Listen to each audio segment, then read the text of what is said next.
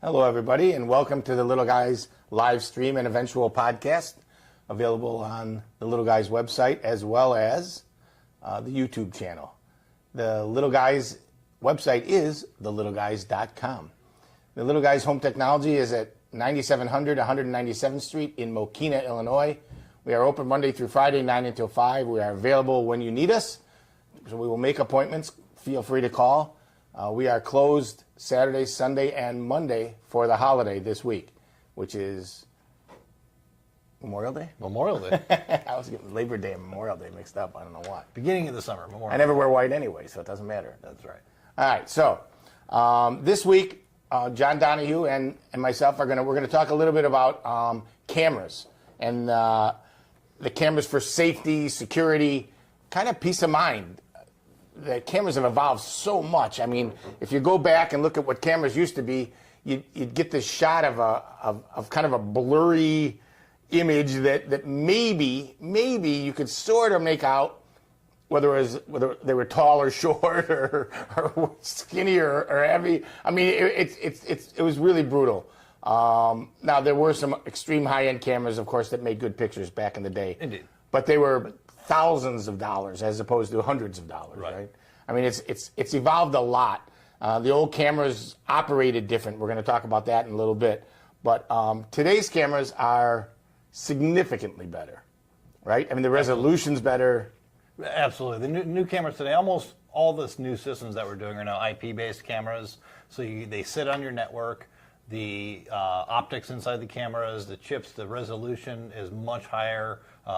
2 megapixel cameras are pretty much the absolute basic, which is basically your 1080p cameras, and they go up to 4, 6, 8, 10, 12 megapixel cameras, getting super sharp resolutions. You can actually see the person stealing the package off your porch. Tell who the person is stealing the package off your porch, not whether they're just tall or short or skinny or fat or what color they might have been wearing that day. All right, so before we go into too much detail on the specific cameras, let's talk about the old systems worked over coax, a combination of coax and typically a Siamese wire of some 18-2 or a coax and a power cable, where your typical coaxial cable would be a 485 sometimes or 40i or sometimes a 480p signal, but nowadays that's incredibly low resolution.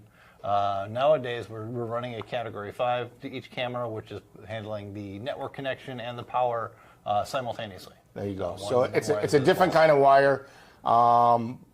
But does that mean, let's talk about upgrades in a minute. Let's go back to cameras a minute, because I love this part of it. Cameras, there's some really cool ones. I saw a bid the other day we did for somebody where if there was movement in the backyard, 2 or 3 or even 4 cameras turn their attention to that area. Yeah, that's the Visualance system that we do nowadays, which is a active intelligent camera system that works within the system and can talk to each other, where you can have fixed cameras, several fixed cameras, and or pan-tilt zoom cameras. So when something crosses a threshold or comes into a certain area of the frame, it will alert the PTZ camera to move to that quadrant or that area, zoom in on what the motion is or what the intrusion is, so you can get a better picture of what's going on in that area.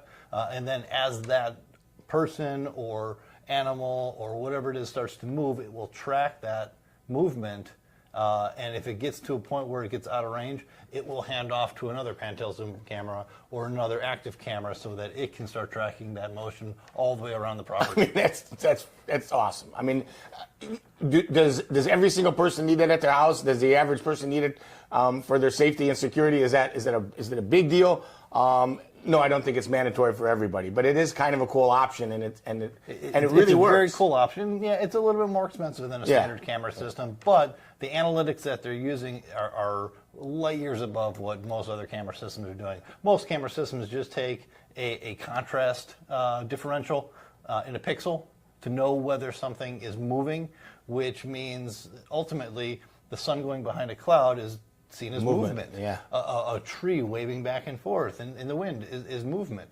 What the Vigilant does, because you can set up thresholds and you can set up boxes and you can set up any kind of shape, it will actually determine whether that item was actually there or not in the previous frame, and can actually tell based on actual movement rather than just generic contrast. That's so cool. Contrast adjustments. All right, so let's go back to regular cameras. So there's a lot of cool cameras, right? Obviously, there's fixed cameras that like the little bullet cameras. Then, by the way, the other thing that's improved significantly on cameras is their ability to work at night. Yes. Right, in the dark. Is it LEDs that are? There's LEDs that are around, and the irises on the cameras are a lot more advanced nowadays, where they can see color way down lower than previous cameras. It used to be a lot more efficient, a lot less expensive for a camera just to flip to black and white mode when it got into low light.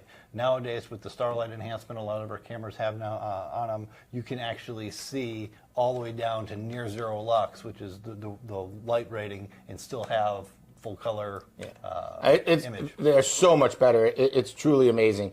And what we found is that more and more people are doing them. I mean, it's of course businesses have done them for a long time.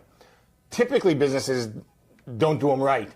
They under camera the area, or they use these promotional cheapy cameras that don't let you see the actual face of the person. Having been the victim of that once before, when we had some break-ins at the old Glenwood store during the smash and grab era, right? We'd get a shot of the guy in his hoodie, but you couldn't tell who he was, or because it was never clear enough or whatever, right? And even we did the same thing that we're talking about now. This is from experience.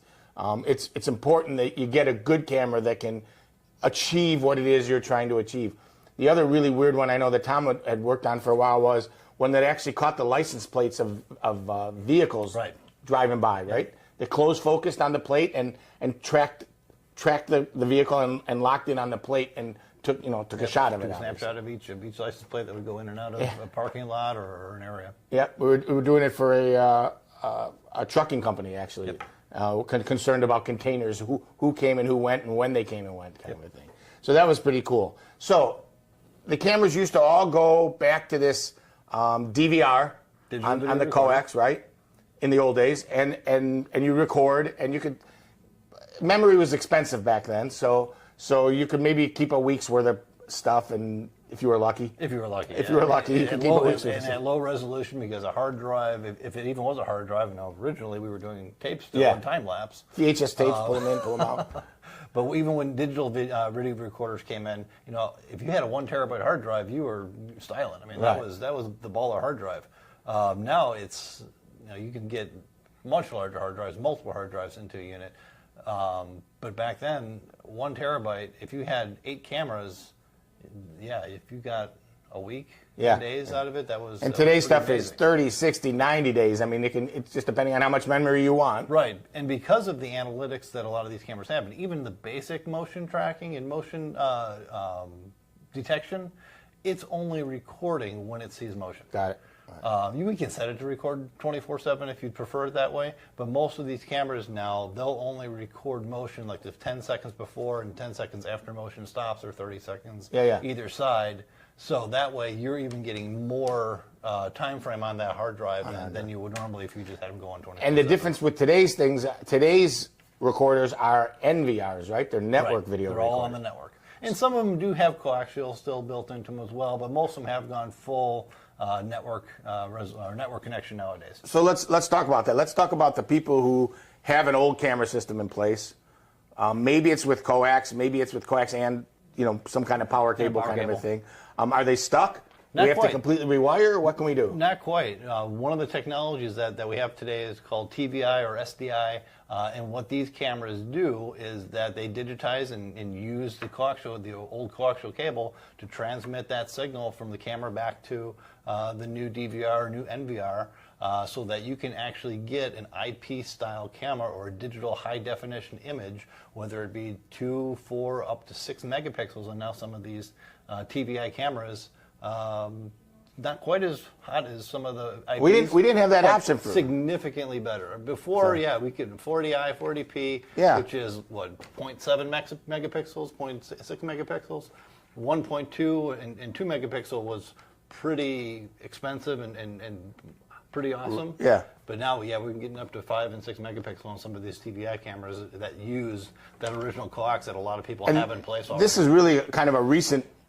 This is actually recent as recent as the last 3 months. Yeah, We've gotten into some of these 5 and 6 megapixel TVI cameras. It's pretty awesome. Yep. It's pretty awesome because we used to have to tell people, well, yeah, you got the coax while you're up there when you were building the house. Yep, but and we'd get adapters that would take the coax and make it Ethernet, and it would run okay for a little bit, and trying to get the power and the Ethernet at the same time. It was a pain. It was a true pain in the neck. Right? It was uncomfortable for everybody. So lots of cool camera options, lots of really cool things you can do. You can monitor at the base if you want to, but you can also just pull out your phone, pull out a tablet, look on your computer. Go to a specific app that is made for the NVR and bring up the shots. You can look at the individual cameras. You can have them all multiplex and see 6 or 8 at once.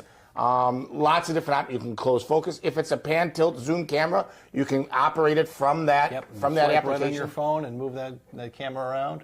And presets, so you want the camera, you want a shot of the front door, you want a shot of the mailbox, you want a shot of the driveway from that same camera. You can just recall presets and pop that camera around wherever you want it to go. If you want to actually see a system like that, a version of that system working with several different style cameras, we do have it set up here at the store, including the pan, tilt, zoom camera, which I didn't know until the other day until I found the little bar graph on the thing instead of. Oh, that's actually the digital zoom. So that's not actually a full pan tilt zoom that we have here. It's actually a digital zoom. It's a high megapixel camera that allows you to artificially pan and tilt. Oh, that's cool. It was because it was kind of working.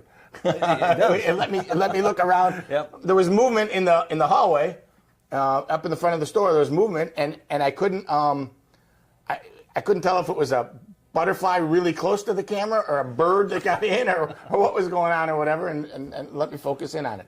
All right, cool. So cameras readily available, lots of really cool choices.